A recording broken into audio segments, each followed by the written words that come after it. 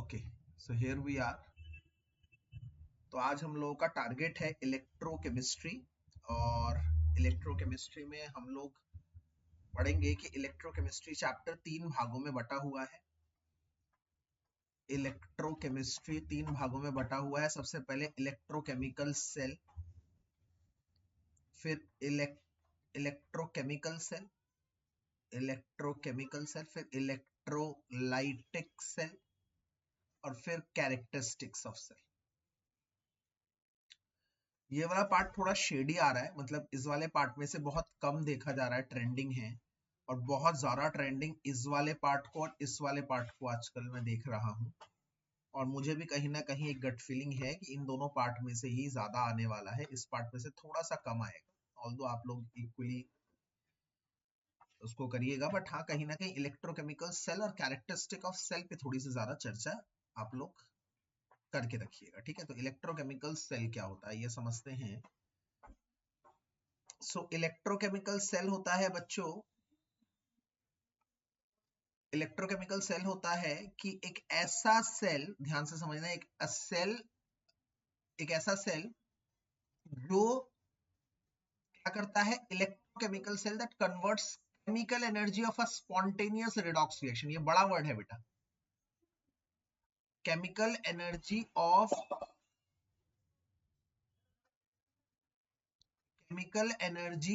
Spontaneous, मतलब एक ऐसी केमिकल रिएक्शन जो स्पॉन्टेनियस अपने आप हो रही है। रिडॉक्स मतलब रिडक्शन, और ऑक्सीडेशन मतलब अपने आप होने वाली रिएक्शन से हम लोग इलेक्ट्रिसिटी पैदा कर रहे हैं, ठीक है। मतलब एक रिएक्शन ली, अपने आप हो रहा है, चलो भाई उससे इलेक्ट्रिसिटी पैदा की, उसे हम कहते हैं इलेक्ट्रोकेमिकल सेल। अब एक लाइन बहुत इंपॉर्टेंट है यहाँ पर, मैं इसको जरा हाईलाइट कर रहा हूँ, ध्यान से देखिएगा कि in this device Gibbs energy of spontaneous redox reaction is converted into electrical work. ये बहुत इंपॉर्टेंट है, ये गिब्स के टर्म्स में जब हम इसको समझते हैं ये बहुत इंपॉर्टेंट है। और मुझे लगता है ये एमसीक्यू का एक ऑप्शन है कि which of the following statement is correct में आएगा। Electrochemical cell Gibbs energy, Gibbs energy क्या होता है, जितना अवेलेबल एनर्जी होता है एक सेल के अंदर, कितना काम बचा हुआ है, तो Gibbs energy of a spontaneous, अपने आप होने वाली रिएक्शन को कन्वर्ट कर देता है work, which means we use for running a motor, motor को यूज करता है जलाने में, हीटर का यूज करता है, फलाना ढिमकाना काम करता है। इसके बाद अगर ऐसे ही एक इलेक्ट्रोकेमिकल सेल की बात करूं जिसमें जिंक और कॉपर हो और उसकी कॉन्सेंट्रेशन यूनिटी हो, ध्यान से मेरी बातों को सुनिएगा। एक ऐसे ही मैंने इलेक्ट्रोकेमिकल सेल को लिया, कैसा इलेक्ट्रोकेमिकल सेल, जिसमें अपने आप रिएक्शन हो रही है, जिसमें रिडॉक्स है, मतलब एक रिडक्शन है एक ऑक्सीडेशन। तो अपने आप होने वाली कोई भी रिएक्शन मैंने उठाई और क्या ऑब्जर्व करा कि अपने आप होने वाली केमिकल रिएक्शन से मुझे जो इलेक्ट्रिसिटी मिल रही है उसमें मैंने स्पेशली जिंक और कॉपर लिया और उन दोनों की कॉन्सेंट्रेशन यूनिटी डाली, यूनिटी मतलब 1 मोलर डाली, तो उसका पोटेंशियल 1.1 वोल्ट होगा ही होगा। और उस तरह के सेल को, इलेक्ट्रोकेमिकल सेल को गैल्वेनिक या फिर वोल्टाइक सेल कहते हैं। तो ये भी एक बहुत अच्छा एमसीक्यू का क्वेश्चन यहाँ बनता हुआ नजर। तो कब इलेक्ट्रोकेमिकल सेल गैल्वेनिक सेल या वोल्टाइक सेल कहलाता है, जब उसमें जिंक और कॉपर यूज किया जाता है, उन दोनों की कॉन्सेंट्रेशन 1 होती है, यूनिटी होती है, और तब जाकर वो सेल का पोटेंशियल 1.1 वोल्ट होता है, और इस तरह के सेल को वोल्टाइक सेल कहते हैं। एक सिंपल वोल्टाइक सेल मैंने यहाँ पे जनरेट करने की कोशिश करी है, आप देख सकते हैं बच्चों, यहाँ पर मैंने जिंक लिया है, जिंक क्या कर रहा है, इलेक्ट्रॉन दे रहा है। Zn क्या बन रहा है, Zn इलेक्ट्रॉन दे रहा है, Zn इलेक्ट्रॉन दे रहा है, Zn 2+ बन रहा है, और वहीं पर यहाँ कॉपर दिया गया है, कॉपर 2+ इलेक्ट्रॉन ले रहा है और कॉपर बन रहा है। यहाँ हो रहा है ऑक्सीडेशन बच्चों, और यहाँ हो रहा है रिडक्शन। और इसी के साथ मैं कुछ और भी बातें आज शेयर करूंगा। एक शब्द बहुत इंपॉर्टेंट है यहाँ पर, और वो शब्द है लोन। याद रखिएगा, जो भी इलेक्ट्रोकेमिकल सेल में लेफ्ट होता है वो ऑक्सीडेशन ही होता है, और वो एनोड होता है, और वो नेगेटिव होता है। इसको याद कर लीजिएगा, ये बहुत इंपॉर्टेंट है। हमेशा जो लेफ्ट में लिया जाता है उसी का ऑक्सीडेशन होता है, और ऑक्सीडेशन किसका होता है, हमेशा जो मोर रिएक्टिव मेटल होता है। इसका मतलब अगर आप 2 मेटल ले रहे हैं, जैसे जिंक और कॉपर ले लिया, और आपको कैसे पता चलेगा कि कौन ऑक्सीडेशन है, कौन एनोड है, कौन नेगेटिव, तो जो ज्यादा रिएक्टिव होगा वही लेफ्ट में रखा जाएगा और वही एनोड की तरह ट्रीट करेगा और वही नेगेटिव होगा। ये बहुत अच्छा एमसीक्यू क्वेश्चन बन रहा है।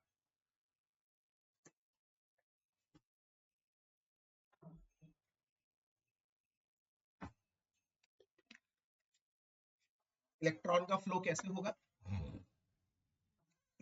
इलेक्ट्रॉन का फ्लो होगा, जिंक दे रहा है तो जिंक से इलेक्ट्रॉन कॉपर की तरफ जाएगा। अच्छा, करंट अगर फ्लो अगर ऐसे हो रहा है इलेक्ट्रॉन का, मतलब जिंक से जा रहा है कॉपर को, मतलब कहां से जा रहा है? एनोड से जा रहा है कैथोड पे, तो कन्वेंशनल करंट उल्टा आएगा, मतलब उल्टा मतलब कैथोड से एनोड पे आएगा। तो ये भी ध्यान रखना है। और इन दोनों को इंटरनली किससे कनेक्ट किया है हमने? Internally they are connected with salt bridge. Salt bridge के बच्चों टोटल 3 काम होते हैं। पहला काम इन दोनों को जोड़ना, हाफ सेल्स को जोड़ना, और ये इंटरनली जुड़ा होता है, हमेशा याद रखना, ठीक है ना। इंटरनली जुड़ा होता है, अंदर अंदर से जुड़ा होता है, सेल को कनेक्ट करता है, दोनों हाफ सेल को कनेक्ट करता है, नंबर 1। दूसरा, सेल को न्यूट्रल करता है, न्यूट्रलाइज करता है, ठीक है। ये न्यूट्रलाइज करता है, और ध्यान रखना इसके अंदर भी आयंस होते हैं, इसके अंदर भी आयंस होते हैं बच्चों, इसके अंदर आयन होते हैं, जैसे KNO3, KCl, ये एक आयन होते हैं जो सिर्फ रास्ता प्रोवाइड करने के लिए होते हैं। मीडियम ओनली, मीडियम ओनली क्यों कह रहा हूं? मतलब इसके अंदर से आयंस को मूव करने के लिए रास्ता प्रोवाइड करते हैं सॉल्ट ब्रिज के आयन। सॉल्ट ब्रिज के आयन नेवर पार्टिसिपेट, ये कभी भी पार्टिसिपेट नहीं करते इन रिएक्शन, नेवर पार्टिसिपेट। ये बहुत अच्छा क्वेश्चन बन रहा है एमसीक्यू का, कि सॉल्ट ब्रिज के बारे में कौन सी बात सही है। ऐसा क्वेश्चन आ भी चुका है आप लोगों के कॉम्पिटिटिव एग्जाम में। तो सॉल्ट ब्रिज कनेक्ट करता है सेल को, सॉल्ट ब्रिज न्यूट्रलाइज करता है सेल को, सॉल्ट ब्रिज एक सर्किट को कंप्लीट करता है। 3 चीजें हो गई। सॉल्ट ब्रिज के अंदर खुद के आयंस होते हैं जो सिर्फ मीडियम प्रोवाइड करते हैं सेल के आयंस के मूवमेंट के लिए। सॉल्ट ब्रिज के आयंस का खुद का इन्वॉल्वमेंट नहीं होता न्यूट्रलाइज करने में, ठीक। एक और बात जो यहां पर अच्छी लग रही है, देखो सारी बात, मतलब कौन सी बात छोड़ू और कौन सी बात बोलूं, मुझे यही समझ में नहीं आ रही। मतलब हर एक बात जो मैं बता रहा हूं ना, सारी बातें मोस्ट इंपॉर्टेंट है, सारी बातें मोस्ट इंपॉर्टेंट है। कौन सी बात छोड़ू कौन सी बात बोलूं, इसलिए सुनते रहिए बहुत अच्छी तरह से। बाहर ये तार से जुड़े हुए हैं, अंदर ये सॉल्ट ब्रिज से जुड़े हुए हैं, तो ये इंटरनल कहलाता है। Internally they are connected with salt bridge, externally they are connected with metal wire से जुड़े हैं, वायर्स, ठीक है, मेटालिक वायर से जुड़े हैं, मेटालिक वायर से एक्सटर्नली जुड़े हैं, इंटरनली जुड़े हैं सॉल्ट ब्रिज से। ये आपके एनसीईआरटी का क्वेश्चन है। बताओ इंटरनली किससे जुड़े हो, बताओ एक्सटर्नली किससे जुड़े हुए हैं। अच्छा, एक और बात क्या है, इन दोनों में एक और बहुत ही बड़ा अंतर है। जो मेटालिक वायर करता है वो मेटालिक कंडक्शन करता है, मेटालिक कंडक्शन, और जो ये करता है सॉल्ट ब्रिज, वो करता है इलेक्ट्रोलाइटिक कंडक्शन। तो अगर आप मुझसे पूछते हैं कि सर आपने इतनी सारी बताया, यहां से क्वेश्चन बनता हुआ नजर आ रहा है, यहां से क्वेश्चन बनता नजर आ रहा है, तो इस स्लाइड का सबसे इंपॉर्टेंट क्वेश्चन मुझे जो बनता हुआ नजर आ रहा है वो थियरी का क्वेश्चन है, वो 2 मार्क्स का क्वेश्चन है। वो सीधे पूछेगा, मेरा कयास ये बोल रहा है कि मेटालिक कंडक्शन और इलेक्ट्रोलाइटिक कंडक्शन में डिफरेंस बताओ 2 पॉइंट्स का। मुझे यहां तक मेरी सबसे स्ट्रॉन्ग फीलिंग इस क्वेश्चन के लिए है। तो पहला डिफरेंस क्या है, मेटालिक कंडक्शन किसका फ्लो करवाती है? इलेक्ट्रॉन का फ्लो करवाती है। इलेक्ट्रोलाइटिक कंडक्शन किसका फ्लो करवाती है? आयंस का। मेटालिक कंडक्शन में इलेक्ट्रॉन फ्लो करते हैं, इलेक्ट्रोलाइट कंडक्शन में आयंस फ्लो करते हैं, पहला। दूसरा जो सबसे ज्यादा इंपॉर्टेंट है, क्योंकि अगर ये क्वेश्चन नहीं आया दोनों में डिफरेंस, तो वो अपने आप में क्वेश्चन आ जाएगा, वो ये कि metallic conduction is inversely proportional to temperature. मतलब मेटालिक कंडक्शन टेम्परेचर के इनवर्सली प्रोपोर्शनल है। टेम्परेचर बढ़ाओगे तो मेटालिक कंडक्शन घटेगा। इलेक्ट्रोलाइटिक कंडक्शन डायरेक्टली प्रोपोर्शनल है टेम्परेचर के, मतलब कंसंट्रेशन बढ़ाओगे तो कंडक्टिविटी बढ़ेगी। आप मेरी बात को समझिए, ठीक है। इसका ये तो डिफरेंस हो गया। अगर इसका अलग से क्वेश्चन कैसे बनेगा, अलग से क्वेश्चन ये बनेगा कि एक सिल्वर वायर है, एजी वायर है, वो सिल्वर, हाँ कृष बताइए।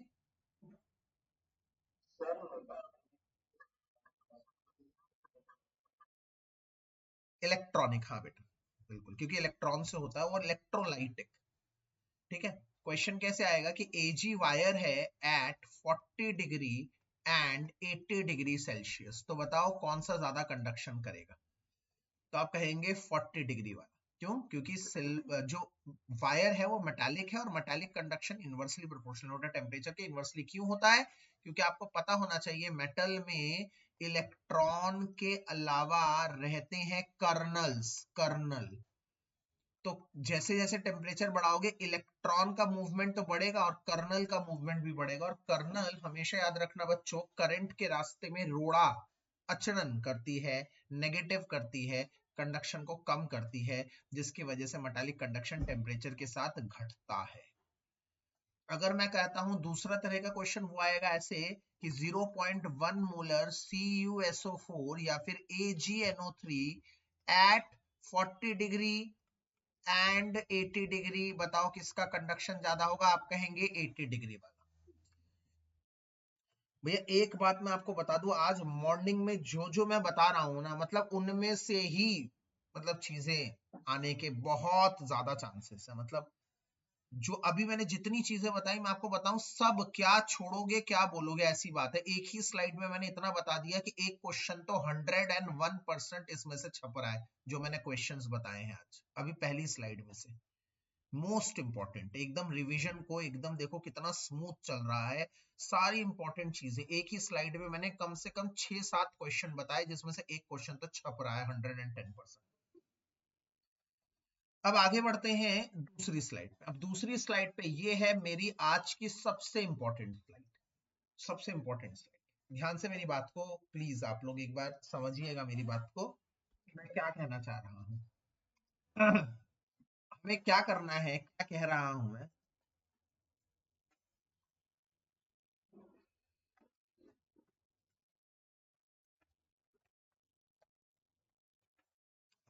इधर आ जाइए वापस। मैं कह रहा हूं कि ये है एक वायर सिंपल, सॉरी एक सेल सिंपल, इनको हमने सॉल्ट ब्रिज से जोड़ दिया और एक्सटर्नली जोड़ दिया हमने एक वायर से। ठीक है, ऐसा सेल चल रहा है, करंट बह रहा है ऐसे, ध्यान से समझना मेरी बात। ये एनोड है, ये कैथोड है, करंट कैथोड से एनोड बह रहा है। अगर मैंने इसको समहाउ बाहर से इलेक्ट्रिसिटी दे दी एक्सटर्नल, ये एक्सटर्नल, एक्सटर्नल इलेक्ट्रिसिटी दे दी, और वो भी रिवर्स डायरेक्शन। अब मेरी बात को समझो, ये खुद 1.1 वोल्ट बैटरी बना, सेल वोल्टेज बना रहा था, नॉर्मल गैल्वेनिक सेल की बात कर रहा हूं। तो मैं उसे पहले इलेक्ट्रिसिटी देता हूं। अगर मैं 1.1 वोल्ट से, तीन कंडीशन बोलती है, 1.1 वोल्ट से जो ई एक्सटर्नल है, मतलब बाहर से जो ईएमएफ दे रहा हूं मैं, बाहर से जो सप्लाई दे रहा हूं, वो अगर 1.1 वोल्ट से छोटी है, तो ये सेल काम करता रहेगा इलेक्ट्रोकेमिकल सेल की तरह, जैसे काम कर रहा था।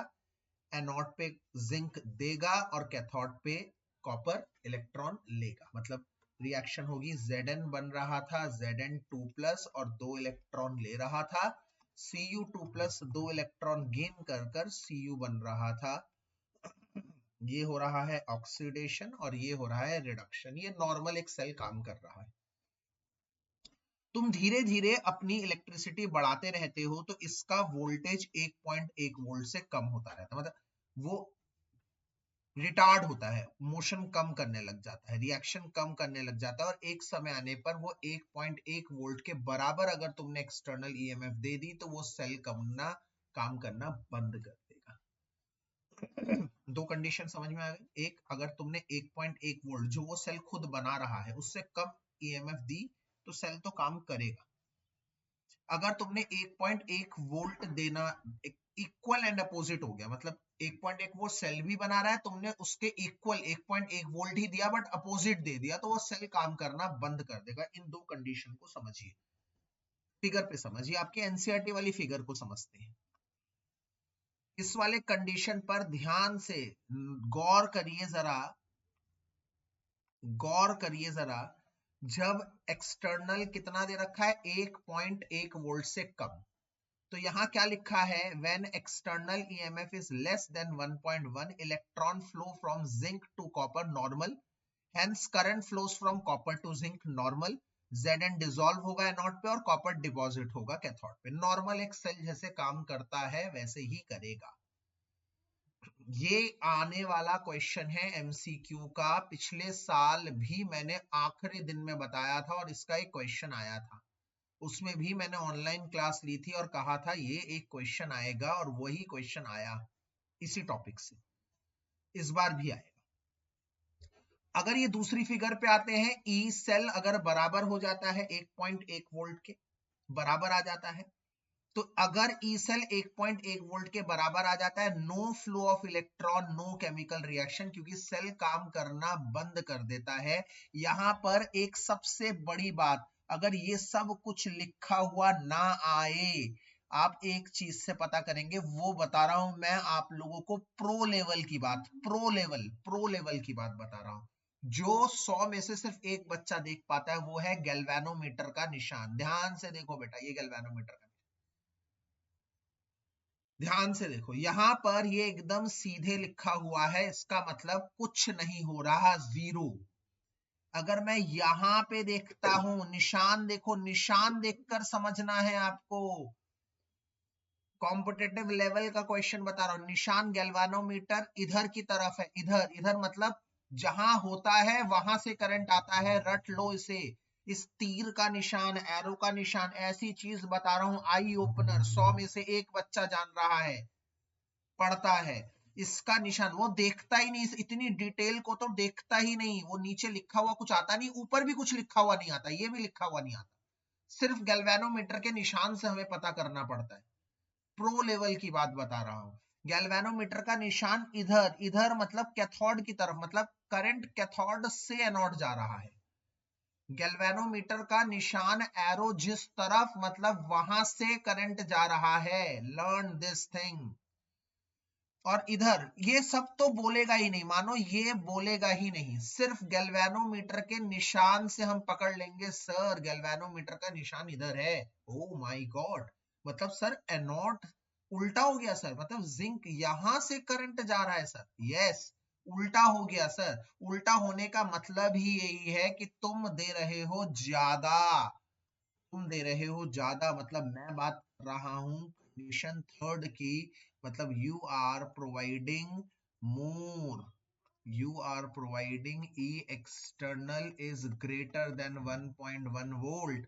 जब ये कंडीशन आ जाएगी तो रिएक्शन उल्टी हो जाएगी, ये बन जाएगा, रिडक्शन होगा, जिंक 2+2 इलेक्ट्रॉन गेन कर कर जिंक बनेगा, कॉपर 2 इलेक्ट्रॉन देगा, उल्टा मामला हो जाएगा, ऑक्सीडेशन, मतलब जो ना होने वाली रिएक्शन थी, मतलब ज्यादा रिएक्टिव मेटल, वो है ना हंस चुगेगा दानादुन का कौआ मोती खाएगा, उल्टी बात, उल्टी बात, जिंक ज्यादा रिएक्टिव मेटल है, वो इलेक्ट्रॉन ले रहा है, कॉपर लेस रिएक्टिव है, वो इलेक्ट्रॉन दे रहा है, सर उल्टा क्यों हो रहा है सर, लेस रिएक्टिव तो कैसे इलेक्ट्रॉन दे सकता है भाई, ये तब हो सकता है जब मैं ज्यादा इलेक्ट्रिसिटी प्रोवाइड कर रहा हूं एक सेल को, जितना वो सेल बना रहा है उससे ज्यादा प्रोवाइड कर रहा हूं, और तब ये सेल रिवर्स हो गया, उल्टा हो गया, और उस समय पर वो सेल इलेक्ट्रोलाइटिक सेल की तरह काम कर रहा है।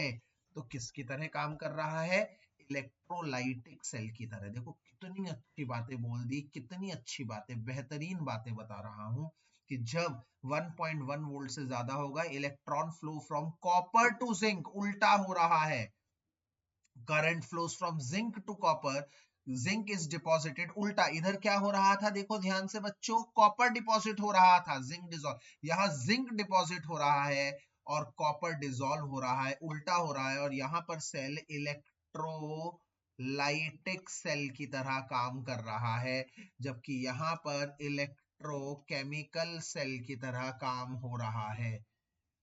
ठीक है, एक फिगर बनाकर कितने मल्टीपल क्वेश्चंस पूछे जा सकते हैं, लास्ट ईयर भी यहां से एक क्वेश्चन बना था, इस साल भी इस स्लाइड से एक क्वेश्चन बनेगा। मैं कह रहा हूं गैल्वेनोमीटर के निशान को, एक मैंने ऐसा बताया, जो बाकी बच्चा पकड़ ही नहीं पाएगा। ऊपर वाला तो देगा ही नहीं, बस फोटो दे देगा। वो बच्चा सोचेगा भाई फोटो दे दी, यहाँ पे हमें कैसे पता चलेगा ज्यादा है कम है, ये तो बोलो, बराबर है ये तो बोलो। तो गैल्वेनोमीटर का निशान will play the crucial role. सीधे है मतलब इक्वल करंट दिया जा रहा है, 4 स्टेटमेंट आ जाएंगे और पूछेगा बताओ इसमें से क्या सही है। सीधे है तो बराबर है, इधर है इधर मतलब कैथोड से एनोड जा रहा है मतलब नॉर्मल सेल है, उल्टा हो गया तो सेल भी उल्टा हो गया। तो ये तो मोस्ट इंपॉर्टेंट चीज है, मैंने आप लोगों को बता दी।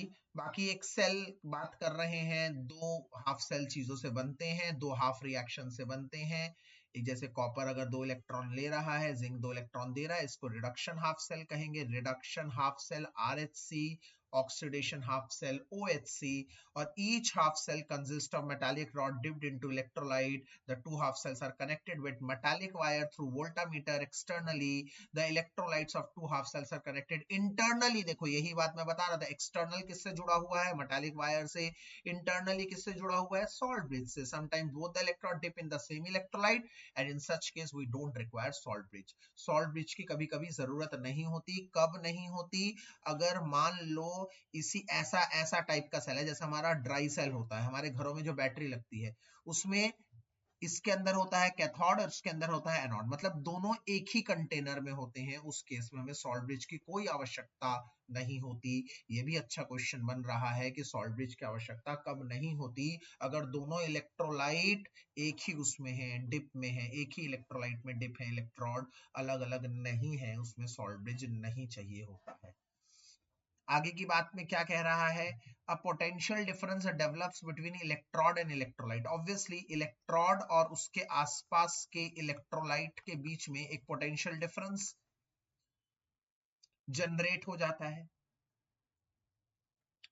उसे क्या कहते हैं, इलेक्ट्रोड पोटेंशियल कहते हैं। When the concentration of all species involved in half cell is unity, electrode potential is known as standard electrode potential. अगर कंसंट्रेशन यूनिटी हो, यूनिटी मतलब 1 मोलर, याद रखना कंसंट्रेशन ही बच्चों मोलैरिटी होती है, तो अगर कंसंट्रेशन 1 m है तो उसे हम कहते हैं स्टैंडर्ड इलेक्ट्रोड पोटेंशियल। ठीक है, और आप लोगों को पता ही है ये चीज, IUPAC के हिसाब से हम SRP को स्टैंडर्ड मानते हैं, रिडक्शन पोटेंशियल, मतलब ऑक्सीडेशन पोटेंशियल और रिडक्शन पोटेंशियल दोनों में से किसको स्टैंडर्ड माना जाता है, हम स्टैंडर्ड मानते हैं रिडक्शन पोटेंशियल को, SRP कहते हैं।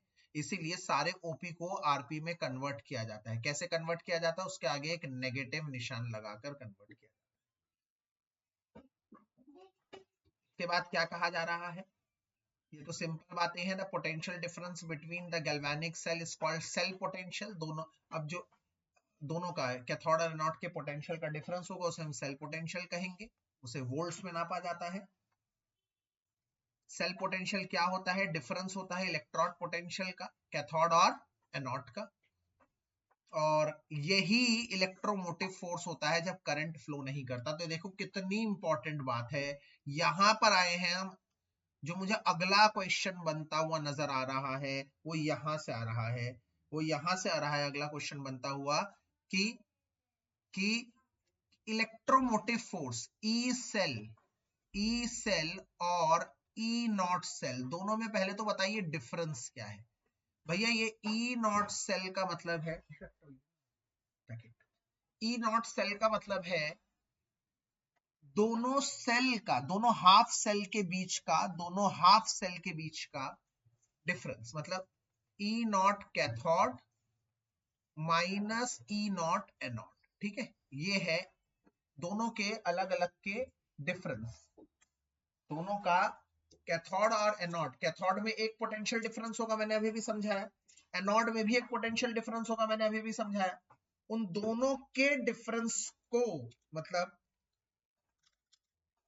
उन दोनों के डिफरेंस को ई नॉट सेल कहते हैं, इसे सेल पोटेंशियल के नाम से जानते हैं, सेल पोटेंशियल।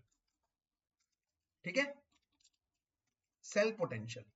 और अगर ऐसे केस में उस सेल में कोई करंट ही नहीं बह रहा, करंट कब नहीं बहता बच्चों, देखो करंट कब नहीं बहता, ये बीच वाली कंडीशन में करंट नहीं बह रहा, देख रहे हो, नो फ्लो ऑफ करंट, मतलब अगर मैं पूछूं इस वाले सेल का ई नॉट सेल होगा जो कैथोड और एनोड के डिफरेंस को, इस वाले सेल में कैथोड और एनोड वाला डिफरेंस होगा ई नॉट सेल।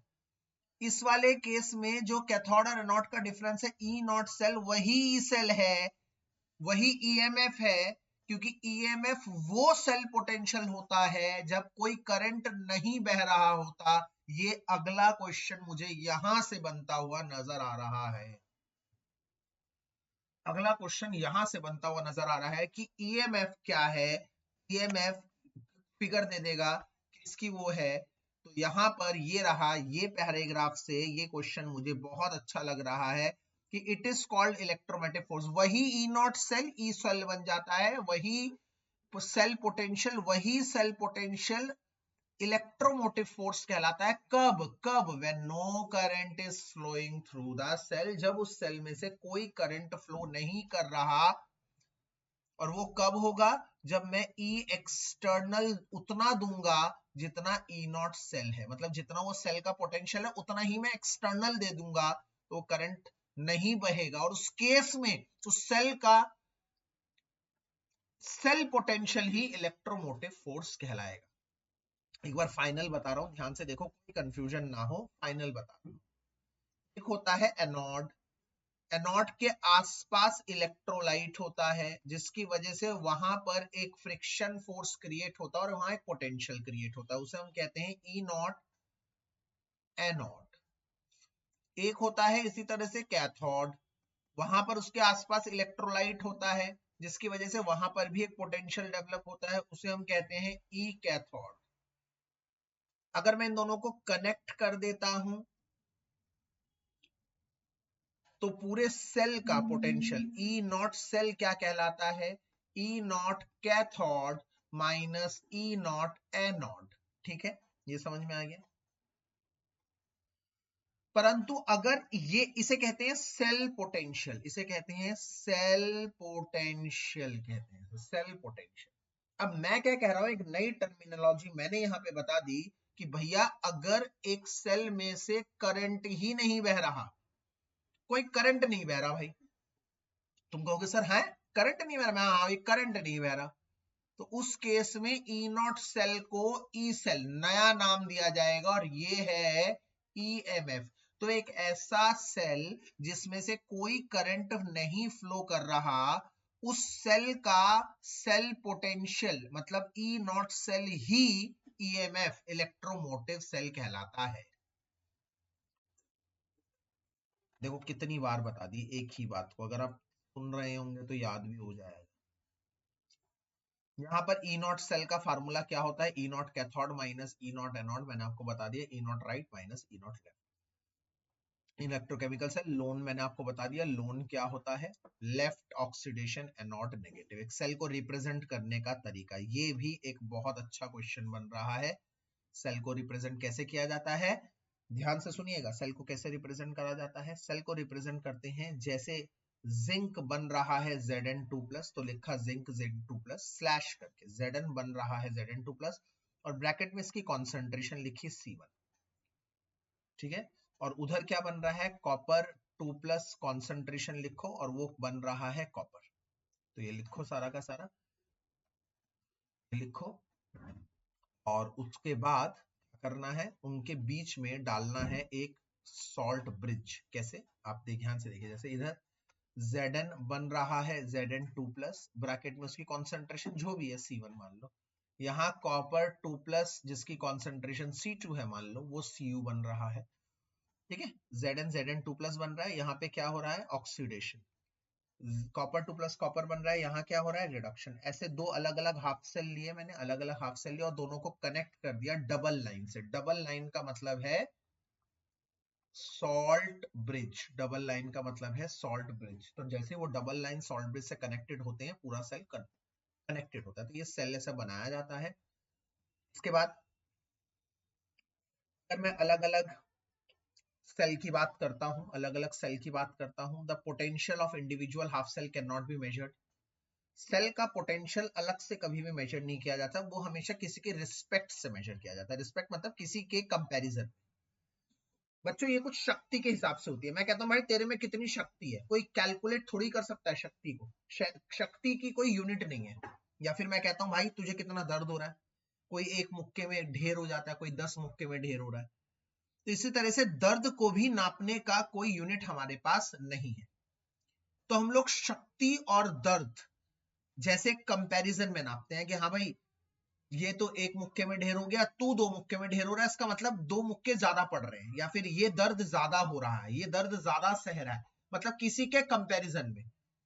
टीचर कहता है ना उसे तो मारा कुछ नहीं हुआ, तुझे मारा तू क्यों रो रहा है, तो वो ज्यादा सह रहा है, इसका मतलब हमेशा कंपैरिजन में निकाला जाता है। इसी तरह से ये पोटेंशियल भी हमेशा कंपैरिजन में निकालते हैं। किसको कंपैरिजन के लिए हमने खड़ा किया है, हमने वहां पे खड़ा किया हाइड्रोजन को, हाइड्रोजन के इलेक्ट्रोड को, ही को हाइड्रोजन इलेक्ट्रोड को, क्योंकि इस ही को तुमने स्टैंडर्ड माना है तो वो ही बन गया शी। हाइड्रोजन इलेक्ट्रोड ही था, स्टैंडर्ड मान लिया तो वो शी बन गया।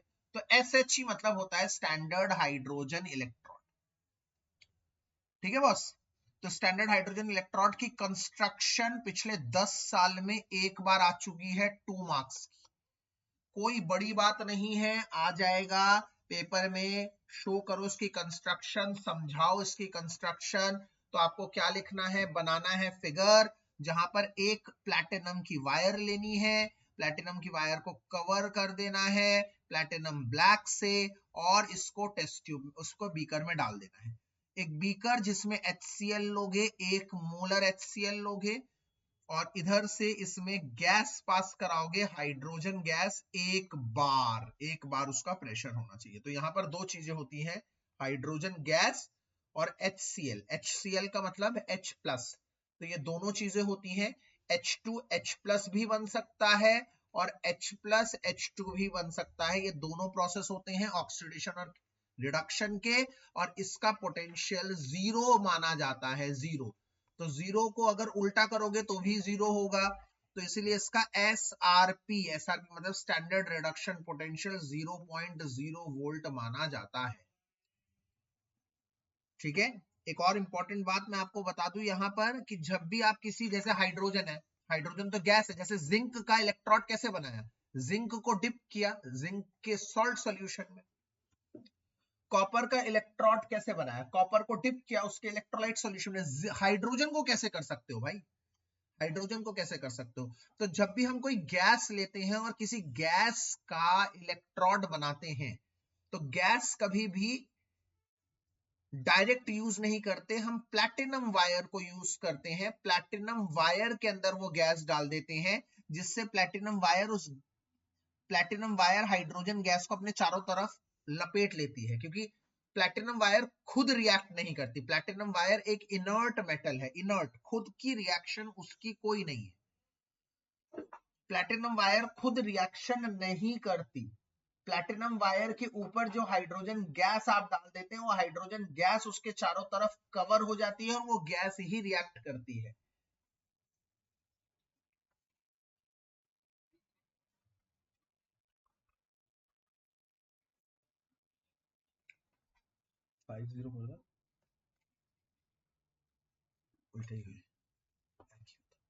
ठीक है। तो यहां पर ये आप पढ़ लीजिए, standard hydrogen electrode consist of a platinum electrode coated with platinum black. The electron is dipped in acidic medium. Pure hydrogen gas is bubbled. The concentration of both reduced and oxidized form of hydrogen is maintained in unity. Unity मतलब 1. This implies that pressure of hydrogen is 1 bar and concentration of hydrogen ion is 1 molar.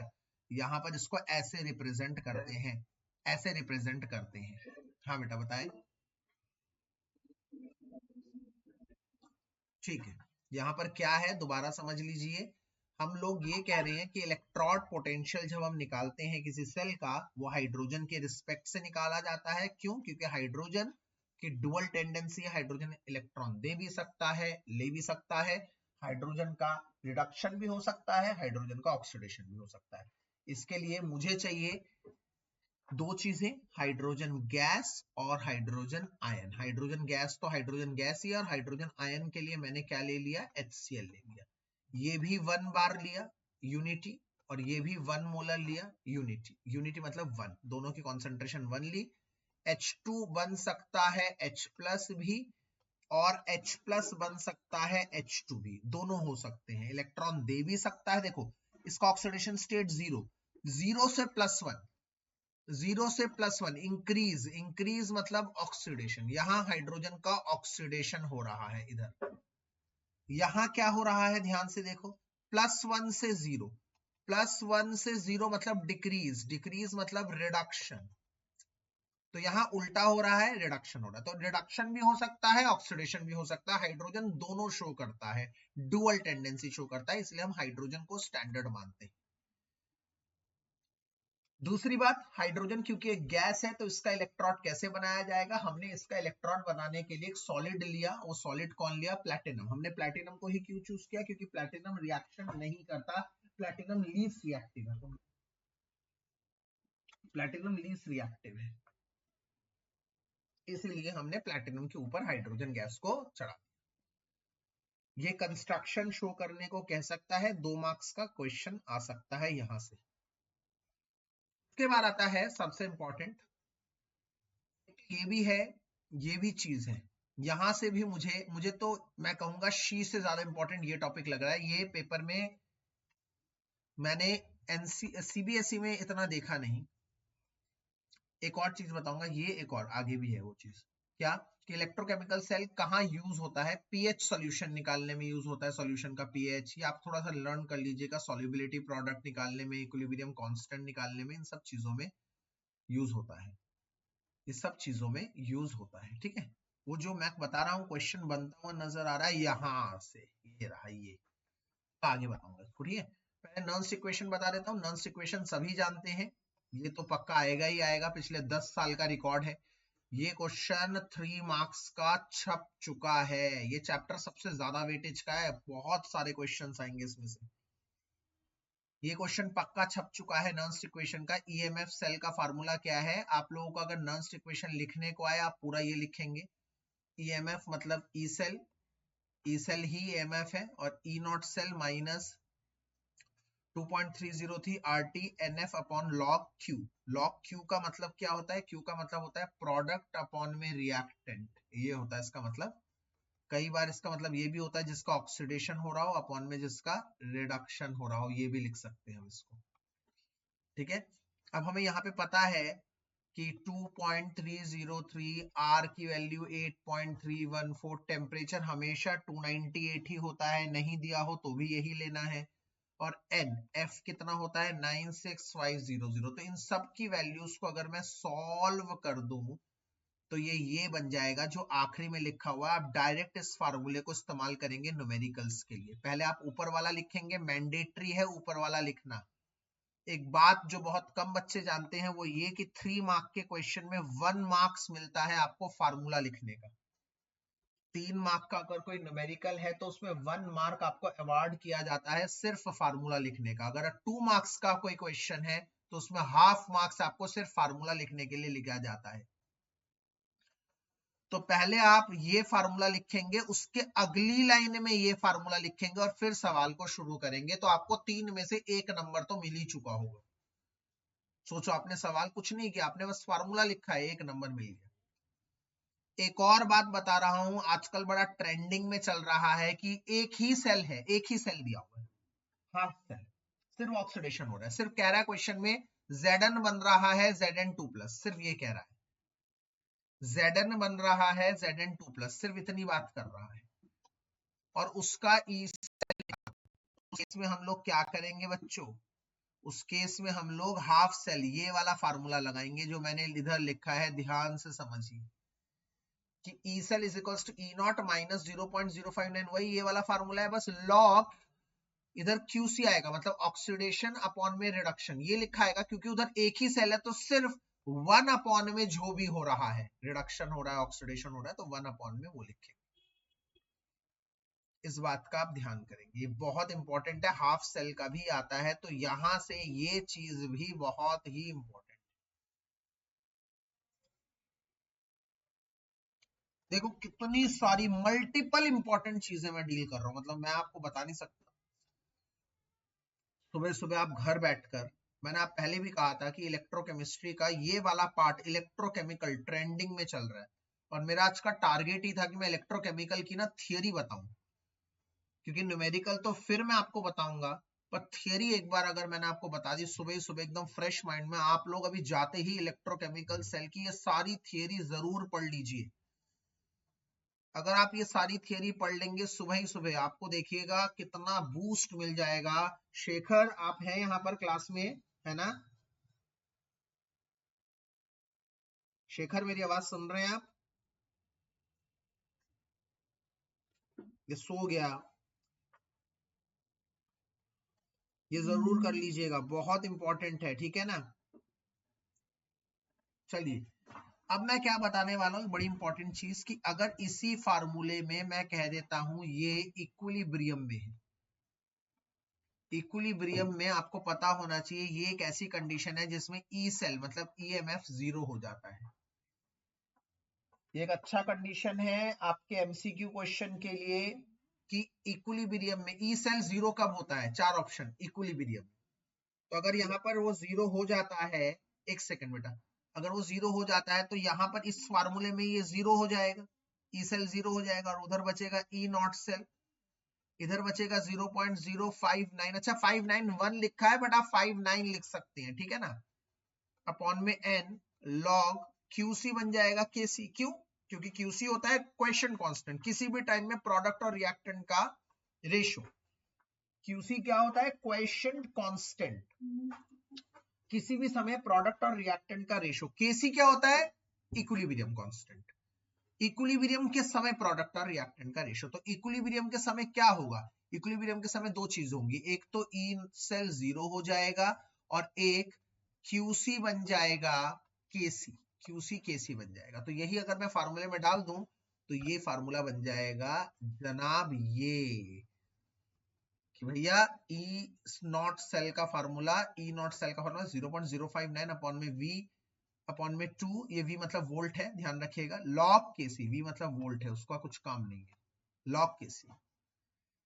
इसके बाद अगला topic आ रहा है Gibbs free energy का। ये Gibbs free energy क्या है? डेल्टा जी है, इसका मतलब मैक्सिमम वर्क डन, कितना कर सकता है ये, उसका फार्मूला क्या है?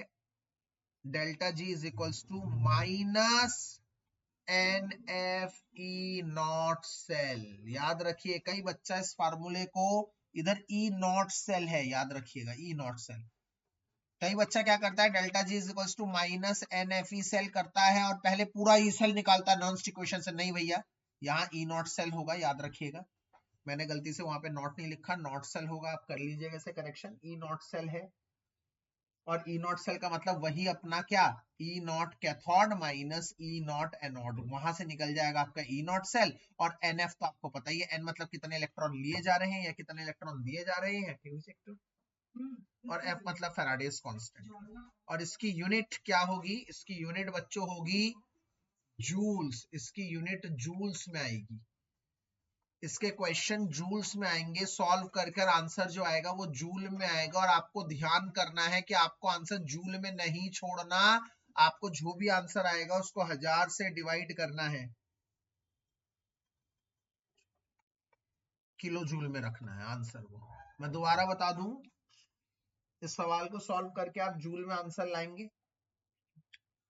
जूल में आंसर लाने के बाद आप उसे 1000 से डिवाइड करेंगे और उसे किलो जूल में एक्सप्रेस करेंगे।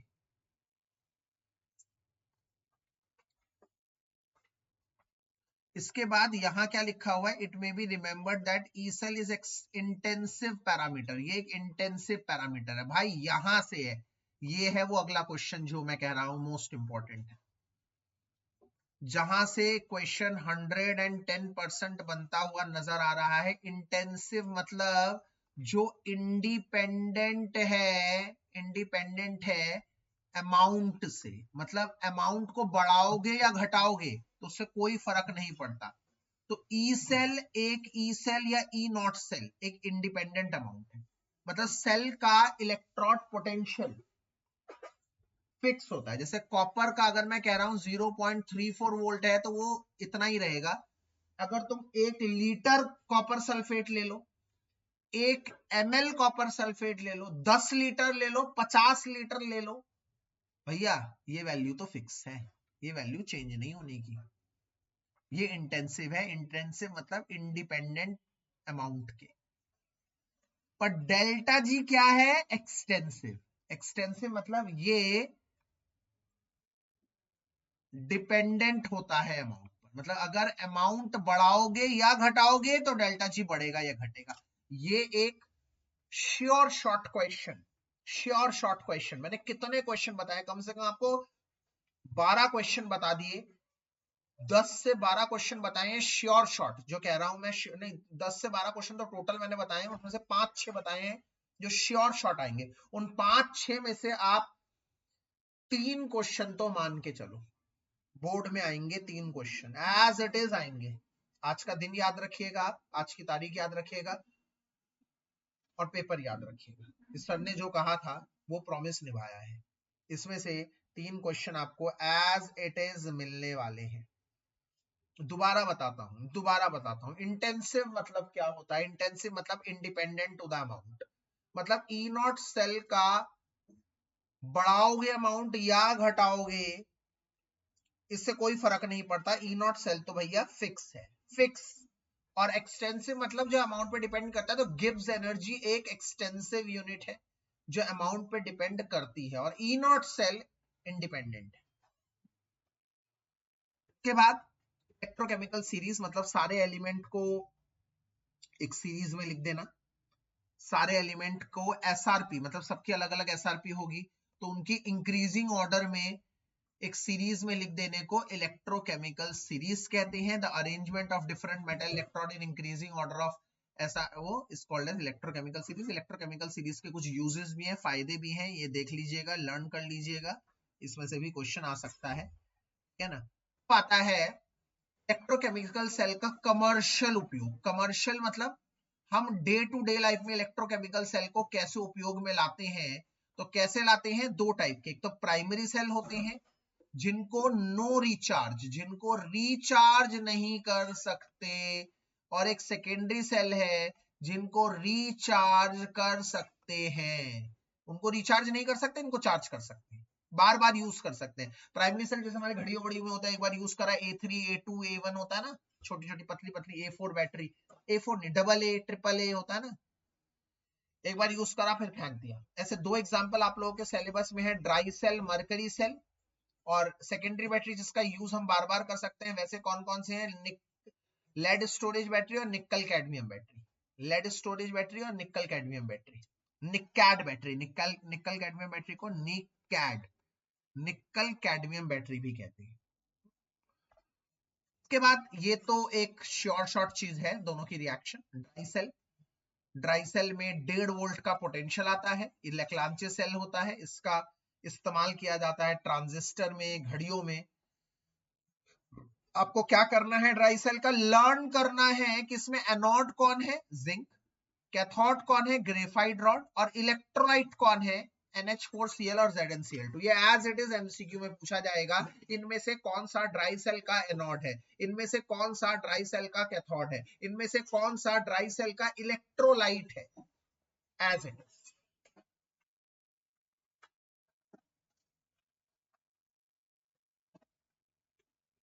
मरकरी में क्या है? Zinc vessel, mercury oxide cathode है, KOH ZnO इलेक्ट्रोलाइट। बहुत सरल भाषा में मैंने इसको कर दिया आपको। और भाई सुन लो मेरी बात, एक चीज जो मैं श्योर शॉर्ट, अगर मैंने 5-6 क्वेश्चन बताए हैं तो उसमें क्वेश्चन ऐड कर देता हूं, और वो है एक सेल की रिएक्शन, एक सेल की रिएक्शन। और आप लोगों को एक बेहतरीन बात बताता हूं, पिछले साल आउटसाइड दिल्ली में कोई सेल की रिएक्शन नहीं आई, और ये बहुत कम देखा जाता है कि MnO4 K2Cr2O7 की भी प्रिपरेशन नहीं आई पिछले साल आउटसाइड दिल्ली में, और सेल की रिएक्शन भी नहीं आई। ये बहुत रेयर ओकेजन है। इसका मतलब इस साल इस क्वेश्चन के आने के चांसेस बहुत ही ज्यादा हैं, बहुत ज्यादा हैं। आपसे पूछा जाएगा एनोड की रिएक्शन, कैथोड की रिएक्शन, और अगर ओवरऑल रिएक्शन पूछता है तो आप ओवरऑल रिएक्शन कैसे, लाइन डालो, 2 इलेक्ट्रॉन से 2 इलेक्ट्रॉन कैंसिल करो, इसको 2 से मल्टीप्लाई करो, 2 से 2 रिएक्शन करो, फिर ओवरऑल रिएक्शन लिखो। ये आपको लर्न करना है भैया, इसमें हम कुछ नहीं कर सकते। दूसरी चीज, एक और बात, यहाँ पे जो NH3 बन रहा है, अमोनिया बन रहा है, अमोनिया इतना बनता रहेगा कि फट ना जाए सेल, इसलिए हमने यहाँ पर ZnCl2 भी लिया था।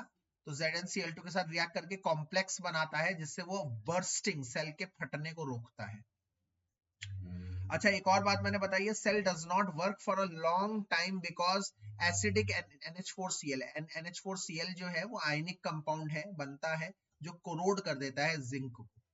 इसलिए सेल क्या होता है ना, ड्राई सेल की एक बड़ी कमी बताता हूँ, ड्राई सेल की दो कमी बताता हूँ। एक तो ड्राई सेल 1.1.5 वोल्ट की बैटरी कहलाती है और ये फ्लक्चुएट होती रहती है, 1.5 वोल्ट से कम, 1.5 वोल्ट से ज्यादा। क्यों? क्योंकि इसके फाइनल रिएक्शन में आयंस हैं, आयंस। दूसरा, आयंस की वजह से ये कोरोजन, जंग भी लगा देता है बैटरी को। जबकि ये सारी चीजें मरकरी सेल में नहीं होती, मरकरी सेल में नहीं होती, क्योंकि मरकरी सेल के आंसर में यह कह रहा है ना, 10 is approximately 1.35 volt remains constant during its lifetime and overall reaction does not involve any ion, क्योंकि इसके ओवरऑल रिएक्शन में कोई आयन नहीं होता, कोई आयन नहीं होता इसके ओवरऑल रिएक्शन में, उसमें आयन होता है। बाकी रिएक्शन बच्चों आपको लर्न करनी पड़ेगी। एक और तरह का क्वेश्चन मैं आप लोगों को बता दूं जो पेपर में आ चुका है CBSE में, वो क्या है, वो है इनके फंक्शन पर मैचिंग, मैचअप। यहां लिखा हुआ ड्राई सेल, मरकरी सेल, और यहां लिखा हुआ है कि वॉचेस में यूज हो रहा है, ठीक है ना, ट्रांजिस्टर में यूज हो रहा था। आपको मैच करना है ए का बी या बी का ए में। और ऐसा भी क्वेश्चन आ सकता है कि हाँ भाई, हियरिंग एड में, हियरिंग एड में कौन सी चीज आएगी, कौन सा सेल यूज किया जाता है ट्रांजिस्टर में, ऐसा क्वेश्चन भी पूछ सकता है। और इसी के साथ सेकेंडरी बैटरी में भी आपको ये रिएक्शन करनी है। मैं 2 सेकंड का एक पॉज टाइम दे रहा हूं, ध्यान से देख लो। यही हमारा लास्ट टॉपिक भी है, क्योंकि हमारा electrochemical cell, almost electrochemical cell खत्म हो रहा है।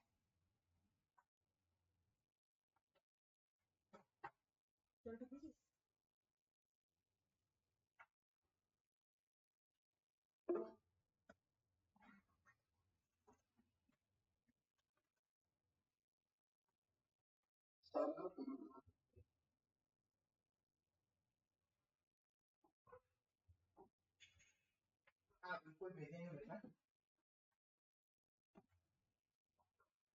ये इस चैप्टर का 1/3 हमने निकैट बैटरी, लेड स्टोरेज बैटरी। एक और क्वेश्चन यहाँ पे आएगा कि बैटरी का ड्यूरिंग डिस्चार्जिंग है, तो अगर पेपर में आ जाए चार्जिंग की रिएक्शन लिखो, तो आप पहले यही रिएक्शन लिख देंगे। सुनना मेरी बात, क्या स्मार्ट बात बता रहा हूं। पेपर में आ गया चार्जिंग की रिएक्शन लिखनी, आपने यही रिएक्शन लिख ली। ये सारी रिएक्शन ड्यूरिंग डिस्चार्जिंग है, सारी रिएक्शन जो दी हुई है ड्यूरिंग डिस्चार्जिंग। अब आ जाए नीचे, फिर लिखोगे ड्यूरिंग चार्जिंग। अब उसे कैसे लिखोगे, रिएक्शन को तो याद करके कैथोड उड़ेल दोगे, जो एनोड है वो लिखोगे कैथोड, और उधर उल्टा कर दोगे इसको। मतलब जैसे पहली रिएक्शन को उल्टा कैसे करेंगे, PbSO4 प्लस 2 इलेक्ट्रॉन उल्टा कर देंगे, जो कैथोड है वो बन जाएगा एनोड, ठीक है ना। तो घबराना नहीं है आपको, अगर आ जाए, ऐसे 90% है डिस्चार्जिंग ही आएगी। अगर चार्जिंग आ जाए तो ये सारी रिएक्शन डिस्चार्जिंग है। डिस्चार्जिंग मतलब जब सेल यूज हो रहा है, जैसा अभी काम कर रहा है। इसके बाद फ्यूल सेल है, H2O2 फ्यूल सेल, इसकी भी रिएक्शन करनी है। और आखिरी कोरोजन है, जो आपको याद करना है। कोरोजन भी 99% चांस है कोरोजन के आने के भी, और फ्यूल सेल आने के भी 99% चांस। मतलब ये टोटल 6 रिएक्शन है, 2 ड्राई सेल की, सॉरी 2 प्राइमरी बैटरी की, 2 सेकेंडरी बैटरी की, 4 5वीं फ्यूल सेल, और 6ठी कोरोजन। ये तो हर बच्चे को रटी होनी चाहिए इसमें से।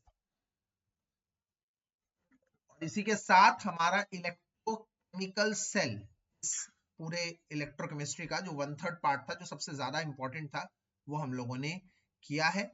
मैं इसको शेयर जरूर कर रहा हूं अभी, आप लोग हो सके तो इसको जरूर पढ़ भी लीजिए, और हाथों हाथ याद कर लीजिए। अपने नोट्स को खोल के बुकलेट को खोलिए और उसमें से पढ़िए।